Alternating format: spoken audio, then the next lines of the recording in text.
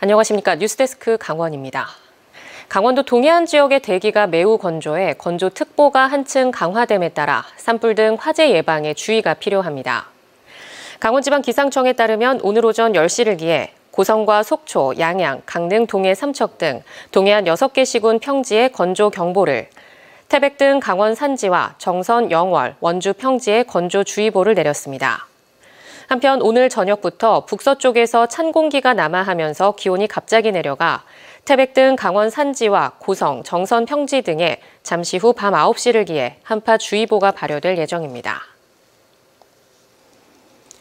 폐광 지역 대표 기업인 강원랜드는 사실상 관광 서비스업의 대기업 수준인데 준공기업이라는 성격 때문에 낙하산 인사가 반복되고 있습니다.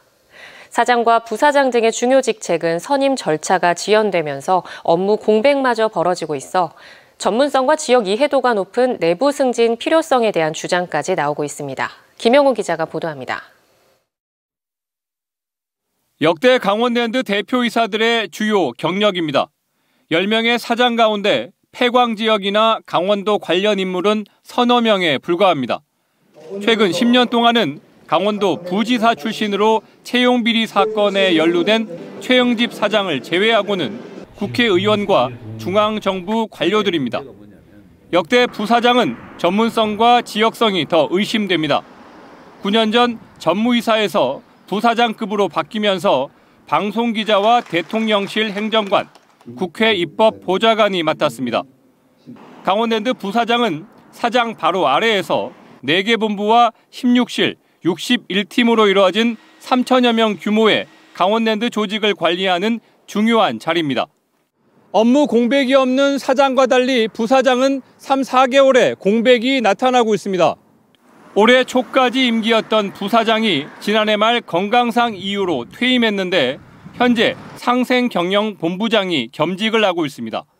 지금 당장 부사장 선임 절차가 시작된다 해도 4, 5월은 돼야 취임할 수 있습니다. 강원랜드 노조는 전문성과 빠른 조직 이해를 위해 내부 인사를 부사장으로 선임할 필요가 있다고 주장합니다.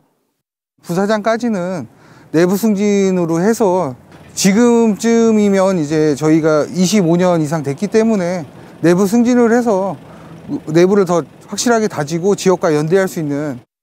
강원랜드는 다음 달쯤 임원 추천위원회를 구성해 부사장 선임 절차에 들어갈 계획인데 어떤 인물이 선임될지 지역사회와 강원랜드 내부에서도 관심이 집중되고 있습니다. MBC 뉴스 김영호입니다. 삼척과 태백을 잇는 국도 38호선 미개통 구간에 대한 공사가 다시 시작될 것으로 보입니다.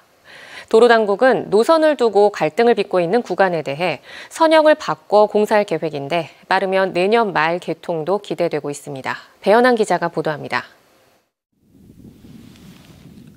도로 위에는 낙석이 널려 나뒹굴고 터널 입구도 구조물로 막혀 있습니다. 왕복 4차선 도로가 시원스레 뚫려 있고 터널 공사도 거의 마무리됐지만 공사가 중단되며 수년째 차량들이 이용하지 못한 채 그대로 방치되고 있는 상황입니다.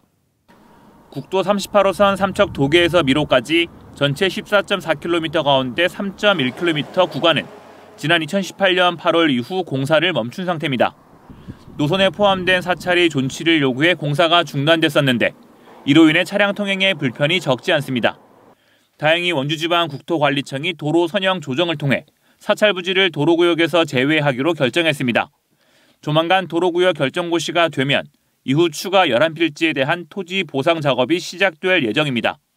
사실상 공사 재개가 결정되면서 이제 지역의 관심은 착공과 완전 개통 시기에 쏠리고 있습니다. 이 도로를 공사 착공하여 개통시켜주는 것이 폐광 지역 주민들도 그렇고 이 도로를 이용하는 주민들에게 공익을 확보하는 이유입니다. 그래서 조속한 시일 내에 완성해 주실 것을. 다만 인근 주민들을 위해 당초 개설하기로 했던 부채도로는 계획에서 빠진 것으로 알려졌습니다. 원주청은 공사 재개가 가능한 부분부터 올 상반기에 공사를 다시 시작할 계획입니다. 보상이 필요 없는 구간 먼저 좀 공사를 진행하려고 하고 있습니다. 최대한 빨리 좀 진행을 하려고 저희가 지금 하고 있습니다. 준공 예상은 지금 24년 12월로 지금 보고 있습니다. 미개통 구간의 사업비 규모는 약 220억 원 정도로 추산되는데 올해 60억 원이 확보돼 있어 내년에 나머지 160억 원이 순조롭게 확보된다면 내년 말 완전 개통도 가능할 것으로 보입니다. MBC 뉴스 배현환입니다.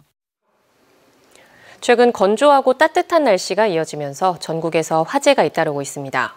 특히 담배꽁초는 낙엽에 떨어지기라도 하면 대형 화재로 이어질 수 있어 주의가 필요합니다. 이송미 기자입니다. 쌓아둔 낙엽 안에 담배꽁초를 넣어봤습니다. 처음 눈으로 보기엔 아무것도 변화가 없는 듯합니다. 하지만 3분이 지나자 나뭇가지 사이로 연기가 피어오르더니 8분 만에 낙엽이 활활 타오릅니다. 바람이 좀 강하게 분다고 느껴지는 초당 풍속 5m에서는 6분이면 불이 옮겨 붙습니다. 낙엽더미 아랫부분부터 타들어갔다가 다시 연기가 위로 올라오면서 불을 만드는 겁니다. 담뱃불에 의해 불이 나기 위해서는 충분한 열 에너지가 축적되어야 합니다. 낙엽이나 종이 등 가연물이 열 분해 과정을 거치면서 가연성 가스가 발생하고 이처럼 무심코 버린 작은 담뱃불이 대형 화재로 번진 것은 한두 번이 아닙니다. 최근 5년 동안 강원도에서 발생한 화재 9,700여 건 가운데 담배꽁초가 화재 원인이 된 건수는 3,200건. 10번 중 3번은 담배꽁초가 불쏘시개였습니다. 지난 27일 오전 11시 15분쯤 철원 갈마릅 2차선 도로 옆에서 불이 나 갈대와 작은 나무 등 산림 330제곱미터가 모두 탔고 25일에도 강릉과 춘천에서 담배꽁초로 인한 화재가 잇따랐습니다. 특히 지난 2019년 1월 축구장 138개 규모의 산림을 태운 양양 송천리 대형 산불도 관광객이 버린 담배꽁초가 원인으로 지목됐습니다. 공원 곳곳에는 이렇게 산불 조심 현수막이 붙어 있습니다. 하지만 낙엽더미 사이로 이렇게 떨어진 담배꽁초들을 쉽게 볼 수 있습니다. 특히나 퇴적물이 많을수록 더 낮은 온도에서도 쉽게 불이 붙고 불꽃을 발견하는 것도 어렵습니다.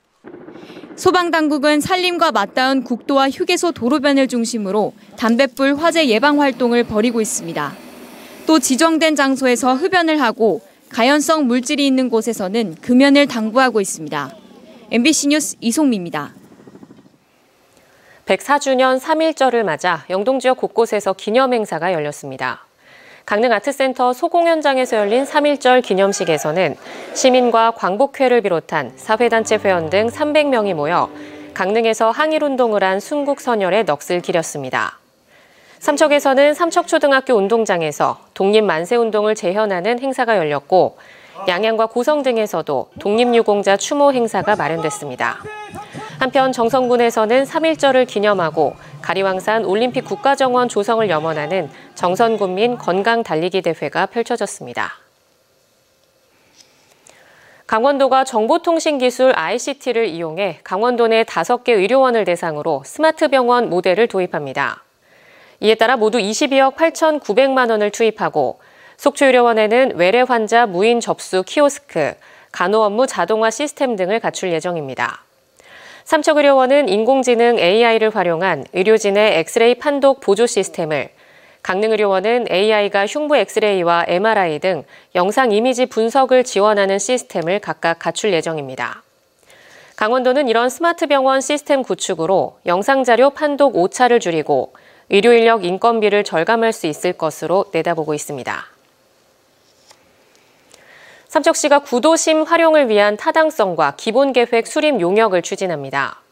삼척시는 모두 3억 4천만 원을 들여 구도심 공공부지 활용 관련 용역에 대해 오는 13일까지 제안서를 접수해 평가위원회 평가 등을 거쳐 오는 24일 협상 적격자를 선정할 계획입니다. 용역은 삼척의료원과 삼척구 이전에 대한 여건과 현황, 활용 방안을 포함해 삼척구 이전 후보지 선정 등의 내용으로 추진됩니다. 속초시 신청사 건립추진위원회가 구성돼 본격 운영에 들어갔습니다. 부시장 등 당연직 위원과 시장, 시의장 추천인, 민간 전문가 등 18명으로 구성됐으며 첫 회의에서 일정과 시청사 현황 등을 보고하고 후보지에 대한 주민 공모 여부를 심의했습니다. 심의 결과 유치 경쟁과 갈등 등이 우려돼 공모 대신 의견 수렴을 통해 후보지를 발굴하고 향후 전체 후보지를 공개한 뒤 평가를 거쳐 최종 부지를 선정한다는 계획입니다. 오늘 도내에서는 코로나19 신규 확진자가 175명 발생했습니다. 지역별로는 강릉 16명, 동해 14명, 속초 13명, 고성 11명 등입니다. 누적 확진자 수는 89만 8천 명을 넘어섰고 누적 사망자 수는 1,307명입니다. 병상 가동률은 11.8%, 추가 접종률은 16.8%를 보이고 있습니다. 강릉 지역 11개 저수지의 평균 저수율이 전년보다 10%포인트 이상 늘어난 것으로 나타났습니다. 농어촌 공사에 따르면 오봉과 경포, 사천, 장현 등 강릉 지역 11개 저수지의 평균 저수율은 83.4%로 지난해 72.7%에서 10.7%포인트 증가했습니다. 속초의 신흥저수지도 100%의 저수율을 나타내며 지난해보다 20%포인트 이상 늘었고 삼척과 양양, 고성의 저수율도 100%에 가까운 것으로 집계됐습니다. 다음 달 한 달 동안 오징어 포획이 금지됨에 따라 정부 합동으로 어린 오징어 포획 위반 행위에 대한 계도 단속이 실시됩니다. 강원도 환동해 본부는 동해어업관리단 주관으로 도내 6개 시군이 참여해 육상 위판장과 해상에서 오징어 금지체장 지도 단속과 정치망 혼획률 20% 기준을 점검할 계획입니다. 강원뉴스 마칩니다. 시청해주신 여러분 고맙습니다.